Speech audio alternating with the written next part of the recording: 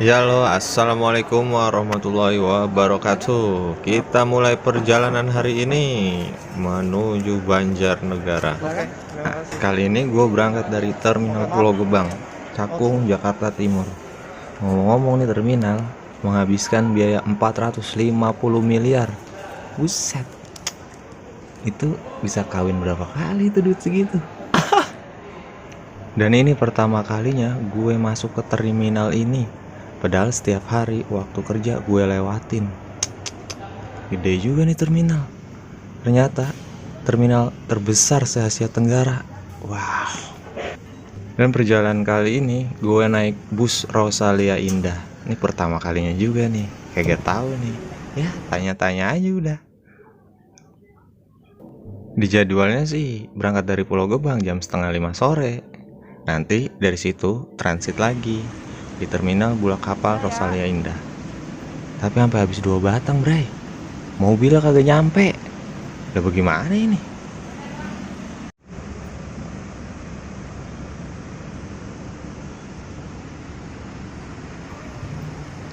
Ya sembari nunggu, gue lihat-lihat aja lah kondisi sekitar terminal. Kalau gedung yang di depan kayak Puncung, itu Wali Kota Jakarta Timur. Kalau yang satunya itu apartemen Sentra Timur. Tahu dong, setiap hari gue lewat. Nah, tapi banyak juga nih bus dari Sinarjaya. Tapi gue nggak naik itu, gue naik Rosalia karena dia ada toiletnya dan dapat makan 1 kali. Lumayan kan? Nggak lama, bus dari agen PO Handoyo merapat. Anjir, busnya keren banget. Tingkat coy, kalah rumah gua. Bus tingkat, rumah gua aja lantai 1. Nah katanya kalau bus tingkat begini namanya double decker. Harganya juga lumayan. Tapi fasilitas yang kita dapat jempolan coy. Karena bus yang mau gue naikin gak dateng-dateng, akhirnya gue disuruh ikut bus Rosalia lainnya yang nanti bakal transit di terminal Rosalia Indah Bulak Kapal. Katanya bisa ntar nunggu di sono. Lu bagaimana sih? Udahlah, gue ngikut aja. Yang lain juga banyak.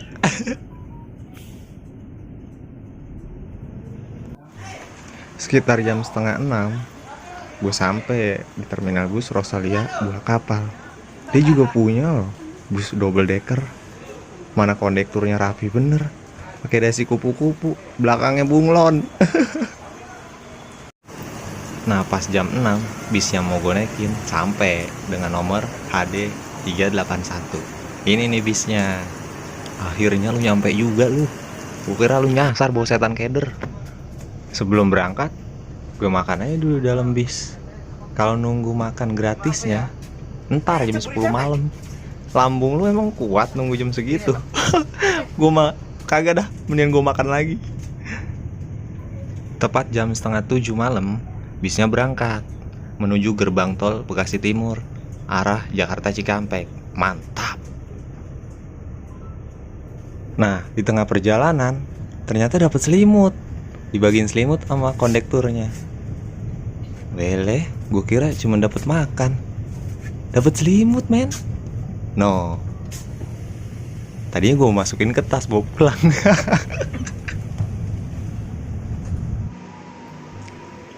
Nah ini pas bisnya sampai di rumah makan Rosalia daerah Subang. Sekitar jam 8:30 kalau nggak salah.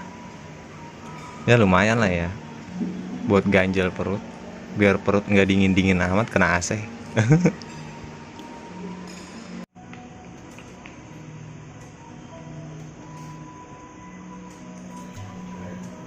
Ternyata banyak juga bis Rosalia lainnya yang berhenti juga di sini buat nurunin penumpangnya, ngeklaim servis makan gratis 1 kali.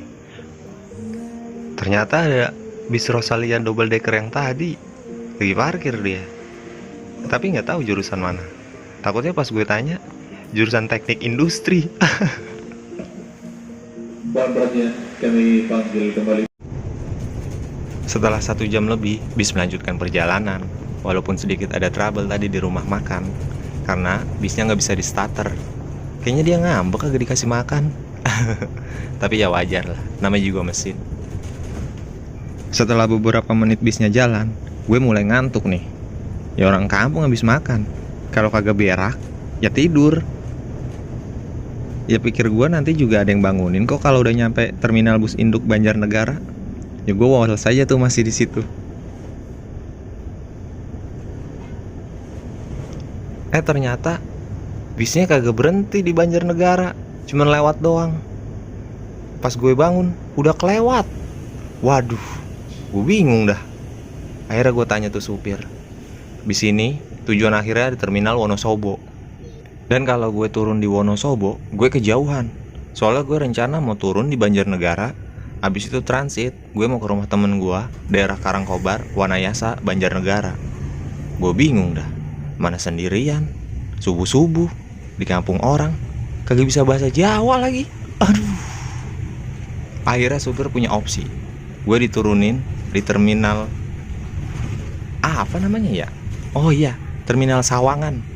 Terminal Sawangan daerah Banjarnegara. Itu terminal bayangan. Ya udahlah, daripada kejauhan, gue turun di situ. Beberapa kali gue disamperin sama tukang ojek daerah situ. Gue di lobi, suruh naik ojeknya.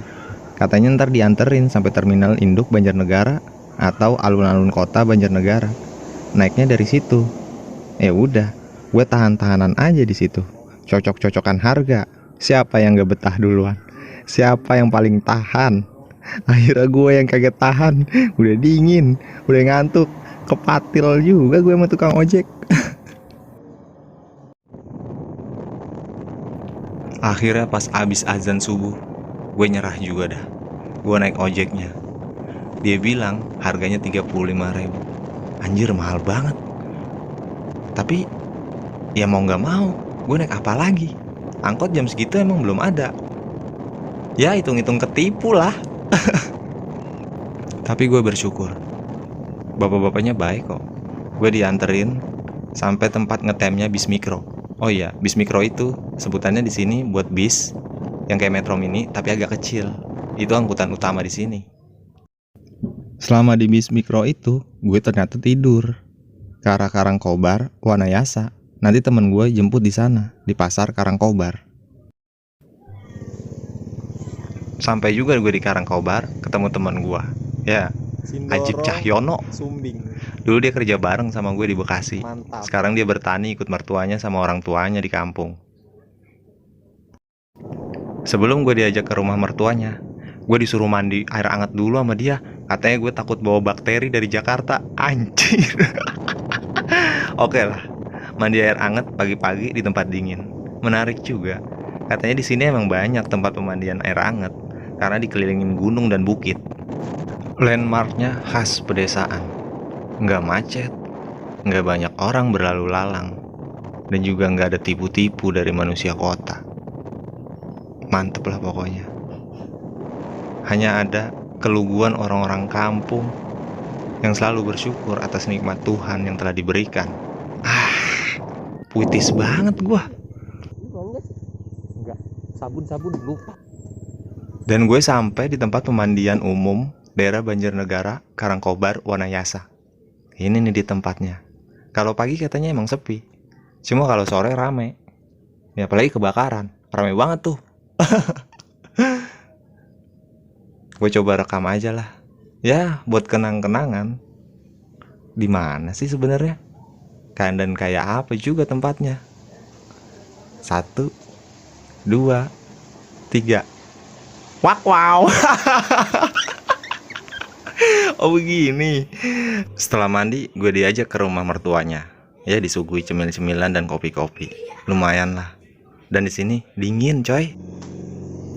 Setelah disuguhi makan pagi, gue iseng-iseng jalan ke depan gang rumahnya.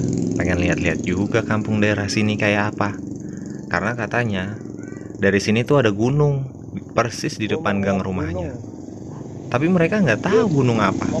Setelah gue cari-cari, akhirnya namanya Gunung Rogo Jembangan. Ya, Rogo Jembangan.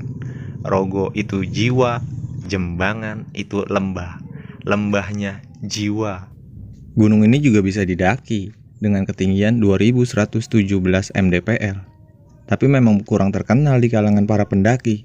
Mereka lebih memilih ke Sindoro dan Sumbing yang jaraknya nggak jauh dari sini, paling cuma setengah jam. Dan untuk para pemula lebih memilih ke Gunung Bismo, karena memang gunung ini jalur pendakiannya ekstrim. Bisa jadi yang pernah naik gunung ke Rogo Jembangan ini memang orang-orang yang daerah sekitar sini, atau memang para pendaki yang pro player. Kalau untuk pemula, kayaknya nggak dianjurkan buat naik gunung ini. Mendingan ke Gunung Sahari noh, kagak usah pakai nanjak, mana ada liftnya.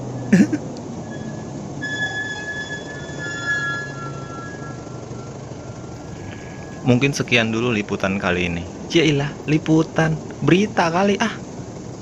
Nanti bakal kita lanjut di part selanjutnya. Karena kalau dilanjut bakalan kepanjangan videonya. Ya, sambil lihat-lihat situasi orang-orang di kampung ini yang begitu tentrem, nyaman, sejuk. Jauh dari hiruk pikuk perkotaan yang banyak dusta dan munafik. Aduh, kok gue jadi puitis ya. Udahlah, sampai ketemu di part selanjutnya. Oke?